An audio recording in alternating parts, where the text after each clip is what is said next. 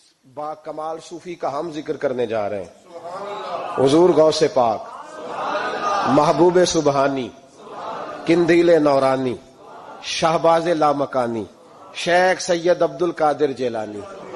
کسی نے پوچھا تھا حضور غوث اعظم سے کہ آپ کی ولایت کس طرح کی ہے، تو آپ نے اپنی ایڑی کی طرف اشارہ کر کے فرمایا جب تک میرا قدم نہ لگے اللہ کسی کو ولایت دیتا ہی نہیں۔ تو میری ولایت کی بات کرتے ہو، میں جب تک مہر نہ لگاؤں اللہ کسی کو ولی بناتا۔ شیخ سعدی بول پڑے، کہنے لگے غوث اعظم درمیان اولیاء، چوں محمد درمیان انبیاء۔ حضور غوث اعظم رضی اللہ تعالیٰ عنہ کا ولیوں میں وہی مقام ہے جو نبی پاک کا نبیوں میں مقام ہے۔ امام الاولیاء، سرتاج الاولیاء حضور غوث پاک رضی اللہ تعالی عنہ۔ حضور غوث اعظم رضی اللہ تعالی عنہ فرماتے ہیں میں تقریر نہیں کرتا تھا، تعلیم میں نے حاصل کر لی، پر میں تقریر، یہ بڑا ضروری کام ہے، یہ بڑا ضروری کام ہے۔ جو اثرات اس کے ہوتے ہیں باقی چیزوں، حضرت جنید بغدادی یہ تو حضور غوث اعظم کے بھی پیر ہیں نا، یہ تو حضرت داتا علی اجویری کے بھی پیر ہیں۔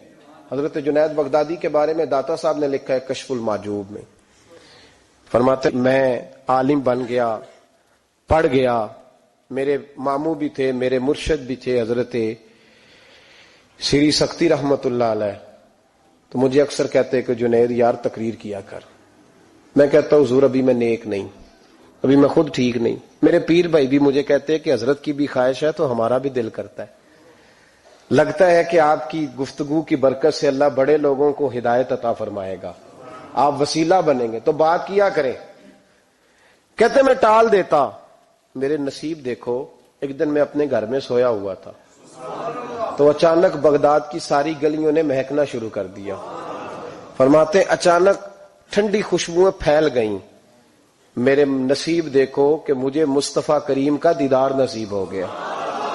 خواب میری وچ آیا ماہی تے میں گل وچ پا لئیاں باواں، تے ڈر دی ماری اکھ بھی نہ کھولاں کتے پھر بچھڑ نہ جاواں۔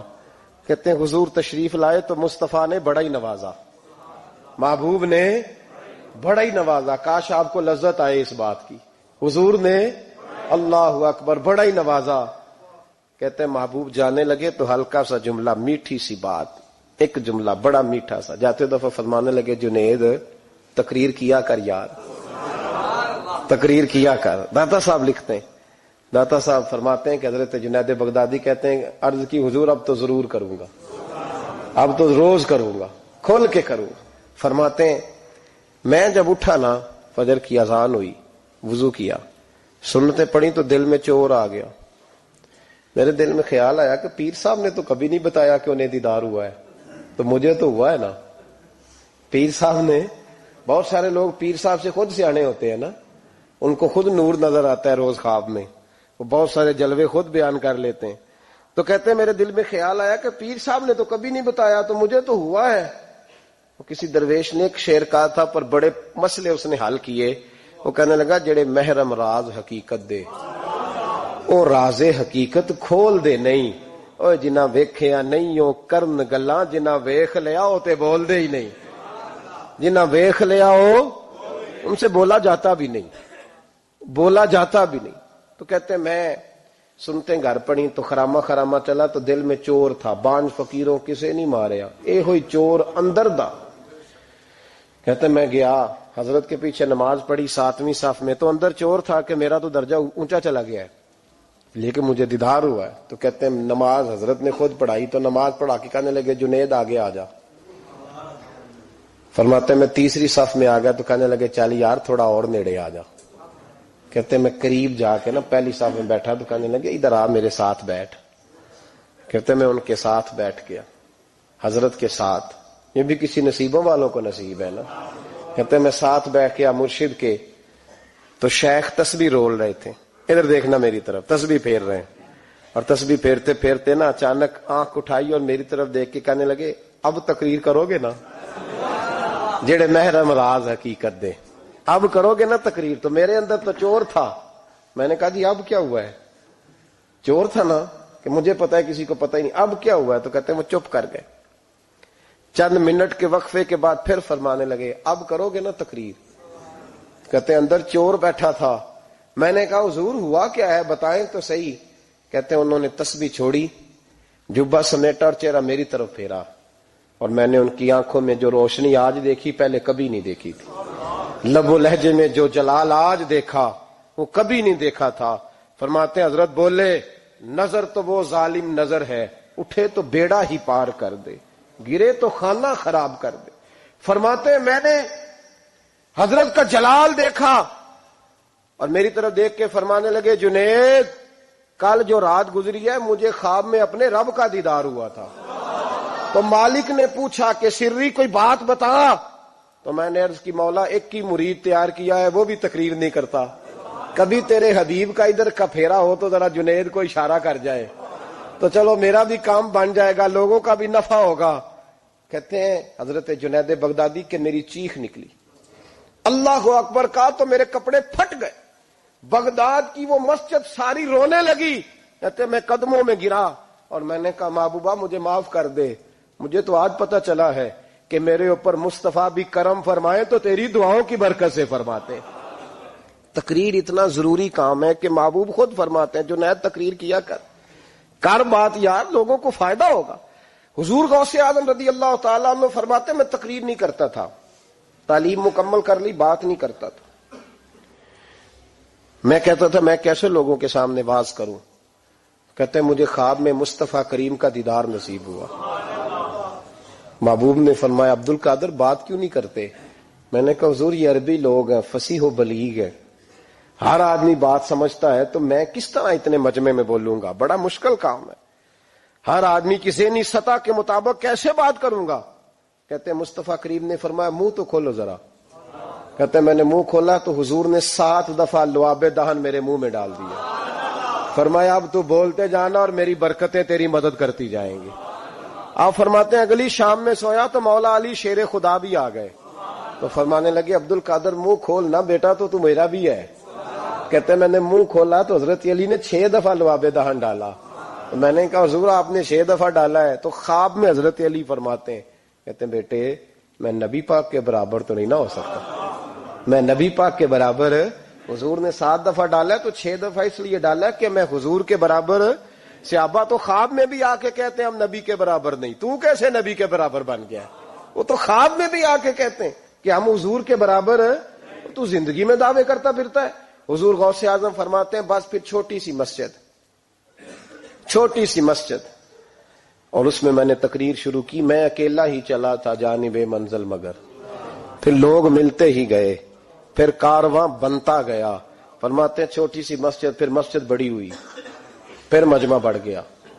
فرماتے ہیں پھر جامع مسجد, پھر مجمع وہاں بھی کم پڑ گیا. پھر بغداد کی عیدگاہ وہ بھی بھر گئی تو صحرا میں جا کے خیمے لگ گئے. کہتے ہیں تقریر ہوتی تو ہزاروں کا مجمع, ہزاروں کا. ملا علی قاری کہتے ہیں غوث اعظم کے اجتماع میں 70 ہزار لوگ شریک ہوتے تھے. ہزاروں علماء کاغذ قلم لے کے بیٹھے ہوتے تھے کہ غوث پاک جو باتیں بیان کریں گے تفسیری نقطے ہم نے نوٹ کرنے. اور حضور غوث اعظم کو اللہ نے یہ کمال دیا تھا, کمال, یہ آپ کی کرامت تھی کہ بغیر سپیکر کے بولتے تھے. جیسی سمجھ پہلے والے کو آتی تھی ویسی آخری والے کو آیا کرتی تھی.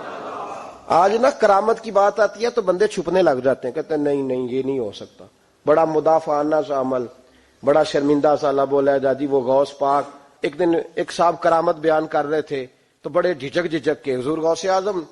میں نے کہا تو بیٹھ مجھے بیان کرنے دے, تو ڈر رہا ہے کرامت سے ڈر رہا ہے, مجھے بیان کرنے دے, میں بیان کرتا ہوں, مجھے بیان کرنے دے. ملا علی قاری علیہ رحمہ نے لکھا ہے, دیگر بہت سارے لوگوں نے لکھا ہے, غوث اعظم خطبہ دے رہے تھے, تقریر کر رہے تھے, اچانک ہاتھ آگے بڑھایا تو یہاں تک ہاتھ بھیگ گیا غوث اعظم کا. ہاں کھول کے دیکھے, کھول کے بات کر رہا ہوں, ہاتھ یہاں تک بھیگ گیا. مرید کہتے ہم نے پوچھا حضور پانی بھی کوئی نہیں, ہاتھ بھیگ گیا. میں چپ کر کے سبق پڑھو, شاگردوں کو پڑھا رہے, چپ کر کے سبق پڑھو. تھوڑی دیر گزری, چند گھنٹے تو ایک قافلہ آ گیا, سارے لوگ پانی میں بھیگے ہوئے ہیں. حضور غوث اعظم کے سامنے کھڑے ہوئے, کہا حضور آپ نے بڑی کرم نوازی فرمائی, بڑی کرم نوازی. وہ شاگرد کہنے لگے ہوا کیا؟ تو وہ لوگ کہنے لگے کشتی میں بیٹھے تھے تو کشتی ڈوبنے لگی. ہم نے کہا یا شیخ عبد القادر جیلانی خدا کے فضل سے ہم پر ہے سایہ غوث اعظم کا، ہمیں دونوں جہاں میں ہے سہارا غوث اعظم کا۔ کہتے ہیں حضور غوث اعظم نے وہاں بیٹھے ہاتھ لگایا اور ڈوبتی کشتی کو باہر نکال لیا، اور ڈرنے لگے، کہنے لگے جناب یہ کرامت لوگ نہیں مانیں گے۔ تو میں کہا جنہیں نہیں مننا نہ مننے، ان کے کانوں کے نا پیچھے خارش ہوتی ہے جب اس طرح کی ولیوں کی بات بتائی جائے۔ وہ تو حضور غوث اعظم کی بات نہیں مان رہا، پڑھنا سورہ نمل پڑھ۔ حضرت سیدنا سلیمان علیہ السلام اپنے محل میں بیٹھے دربار میں، فرمایا ملکہ بلقیس کا تخت چاہیے۔ تم قرآن نہیں پڑھتے؟ ملکہ بلقیس کا تخت چاہیے۔ تو ایک جن اٹھا، اس نے کہا دربار برخاست ہونے سے پہلے، دربار کے برخاست ہونے سے پہلے، بے شک آپ 5 منٹ میں برخاست کر دیں تخت آ جائے گا، ہزاروں میل دور تھا۔ پتہ نہیں کہاں قرآن پڑھتے ہو تم، بنی اسرائیل کے ولیوں کی کرامتیں مانتے ہو، اور نبی پاک کی امت کی باری آئے تو تمہیں خارش ہوتی ہے۔ شرمندہ شرمندہ سا لب و لہجہ، ہمارا لب و لہجہ شرمندہ نہیں، اس لیے کہ ہم تو جیتے اور زندہ ہی ولیوں کے نام کی برکت سے ہیں۔ ہمارے لب و لہجے میں تمہیں شرمندگی نہیں ملے گی۔ ہم اس طرح بیان نہیں کرتے کہ کوئی کیا کہے گا تو بچ بچ کے جملے۔ حضرت سلیمان سے کہا آپ کا دربار برخاست ہونے سے پہلے، آپ نے فرمایا نہیں بھائی، اس سے بھی پہلے چاہیے۔ ایک اٹھا، عندہ علم من الکتاب، جس کے پاس کتاب میں سے کچھ علم تھا، پورا علم نہیں تھا اس کے پاس، کتاب میں سے۔ حضرت آصف بن برخیا تو کہنے لگے حضور میں نہ لے آؤں۔ تو میں کب لاؤ گے؟ انہوں نے کہا پلک جھپکنے سے نہ، اگر سارے بولے تو لطف آئے گا، پلک جھپکنے سے پہلے۔ آپ نے فرمایا چل لا کے دکھا۔ پھر آیا کہ نہیں؟ بولے آیا نا۔ حضرت آصف بن برخیا وہاں سے گئے کہ وہیں رہے؟ آیا نا تخت، 80 فٹ اونچا، 80 فٹ چوڑا، 80 فٹ لمبا، اتنا بھاری کہ شاید 50 لوگ نہ اٹھا سکیں۔ وہ آیا، سامنے رکھا، تو حضرت سلیمان کہنے لگے یہ کیا ہے؟ تو جناب آصف بن برخیا کہنے لگے ھذا من فضل ربی، یہ میرے رب کا، اور جن پر نرا فضل ہے ان کی یہ شان ہے جن کو اللہ کہ وبشر المؤمنین بان لهم من اللہ فضلا کبیرا۔ محبوب اپنے غلاموں کو خوشخبری دے دے کہ تیرے غلاموں پر میرا بڑا فضل ہے، فضل نہیں فضل کبیر ہے۔ تو جن پر نرا فضل ہو وہ تو بغیر جائے تخت لے آئے، اور جن پر فضل کبیر ہو وہ ڈوبتے ہوئے مرید کو ہاتھ ڈال کے بچا نہیں سکتے۔